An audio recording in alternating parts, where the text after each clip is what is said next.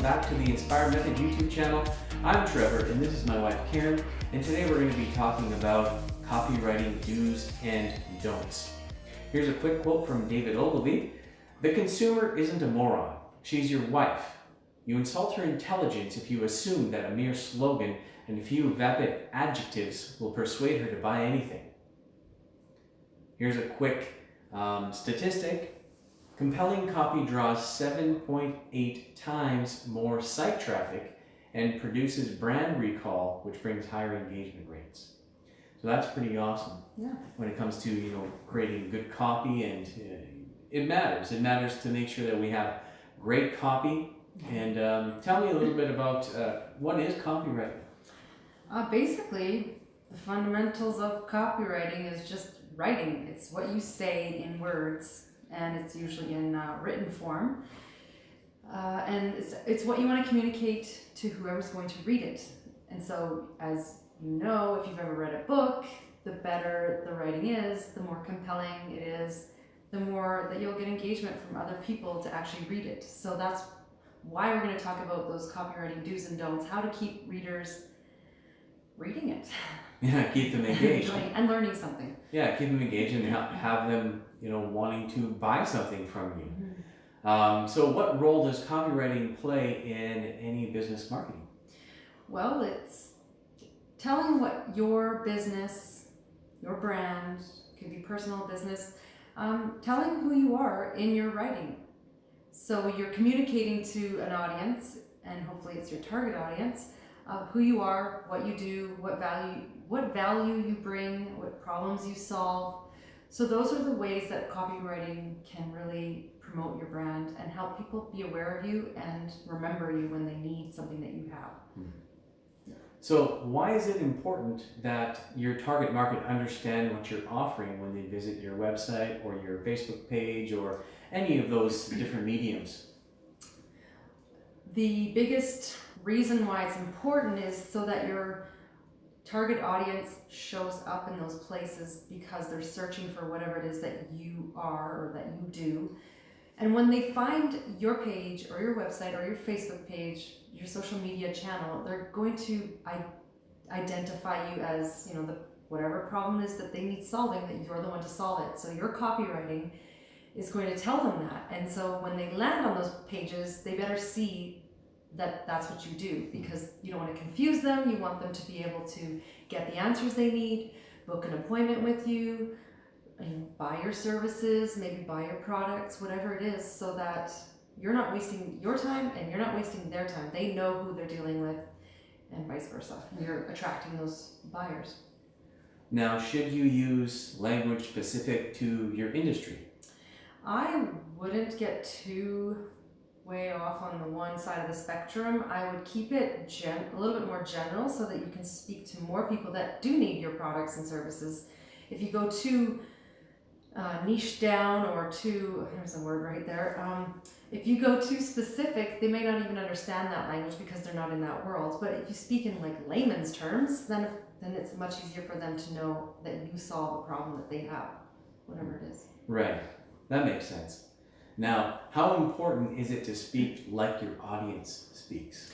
That's actually the biggest and best thing about good copywriting is when you speak like you're speaking for them. You are their voice, so that when they read it, it's it's natural. They feel it already. They know it in their head. They understand it. It's probably the key element in really good copywriting is speaking like your audience would speak, so that they easily identify with your language and communication. Do you have anything you want to add to that? Maybe you could say it a little bit better.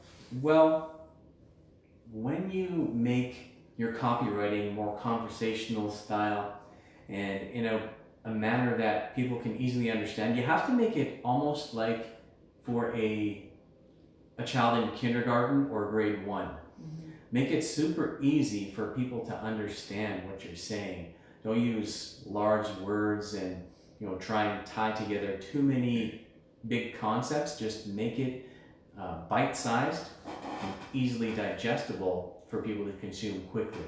Yeah. The problem is with most people, we are time poor and we don't spend a lot of time wanting to read a long form letter or a long post. We want to be able to understand the message just by looking at it, right? Because a lot of times when you're an advanced reader, you can just look at a word or look at a sentence and get the gist of what they're saying. We do more scanning than reading these days, especially with social posts and things like that. So making sure that your message is communicated to, let's say, a young person, that is a good key and a very difficult skill to do when it comes to writing copy. So Karen, what are CTAs?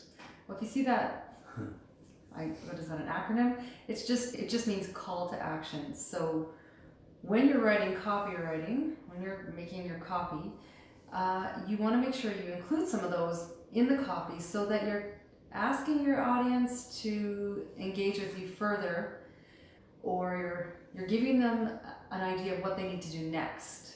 Because you can tell them all the stuff that they need to know, but if you don't actually say, hey, if you need this, go buy this, or hey, if you want this, send me your email, they're not going to know what to do next. They might not do the next thing that you hope they do. So some examples of CTAs, call to actions, would be book an appointment with me, here's the button, goes to your calendar, or it could be sign up for my webinar, it could be buy this product right here, maybe there's a button right there, buy now. It could also be to book a phone call, maybe sign up for a free ebook, whatever it is. Those are all good call to actions. Yeah, the point is you want them to do something. You don't you're not writing for no reason. Yeah. The reason you're writing your copy is so that people will learn more about your business, more about your unique offer, and then get them to take action. Right. Your message needs to be in front of your most ideal and likely buyer, and from there you want them to buy from you or go to the next step, which could be, in our example, scheduling a consult. Yeah. Now, Karen, why should we include CTAs in our copy?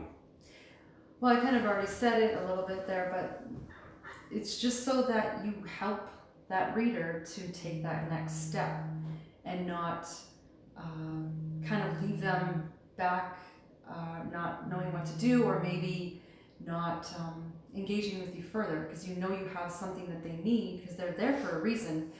So you should definitely have it somewhere in your copywriting. Should a first-time visitor be able to describe your unique value proposition using their own words? I think they should be able to. When they land on your page or your website, whatever it is, and they read it, they should know, oh, this is exactly what I need. They can solve that problem for me. Maybe it could be that you need to learn some specific skill, or you need help with something, or maybe you need a plumber, whatever it is. So your unique value proposition, what value you bring as a business to their life. So yeah. Now, what can good copywriting do for your business, even if you're selling less glamorous things like plungers or something like that? Good copywriting can really showcase the problem that you're going to solve with that, even with that plunger. If you're looking, because you know what, a good plunger is actually necessary, and there are bad ones out there, just as an example, but especially in our house. not because of me. Teenage boys. Yeah. So good copywriting can really showcase whatever that product is or whatever that service is that you're offering. And if you can get it to be really amazing, it doesn't have to be a glamorous product. It can sell itself just through the copywriting, through storytelling. Now, is it necessary to hire a copywriter to write all your copy for your business? Well, two thoughts, I think, is number one, are you a good writer? Okay, so if you are, no, you don't need to hire a copywriter. Or do you have enough time? Okay, there's more than two thoughts here. Do you have enough time? Yes, great, write your own copy. No, you should probably outsource that. Maybe if you're not a good copywriter, if you're not a good writer in general, you should probably also outsource to someone who actually does a really good job of it, because copywriting means dollars in the end. Yeah. It equals dollars. So. I would definitely, recommend you hire a copywriter to do the things that you're not good at, Yeah. right? Or fast at. Or fast at, because good writing is difficult. It's not easy. Like we recommend for our clients that we get 1,000 words per page out on their website, minimum 1,000 words, and it doesn't necessarily have to be great sales copy, but it needs to be 1,000 words. Yeah. So what I recommend for them is you either have us do it or outsource to somebody else who has the time and that specific talent for writing to make that happen for you.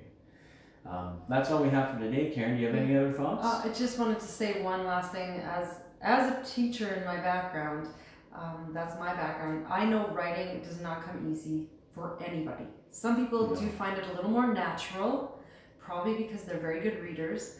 But if anything, it is a muscle. And so to be a good writer, you actually have to practice writing. So that's just something I wanted to add in there, that don't feel bad if you don't do it well, because it actually is just like any other muscle in your body. It takes work and practice, and lots of it. You can get better at it, but you have to weigh whether or not you want to spend the time to become good at it. Exactly. Well, that's all we have for today, guys. Thank you so much for joining us. If you liked what you saw here, please subscribe to our channel and give us a thumbs up and write some comments down below. Maybe you have a question that you'd like us to answer in our next video. So we'd love to do that for you. Let us know in the comments, and we will see you next time.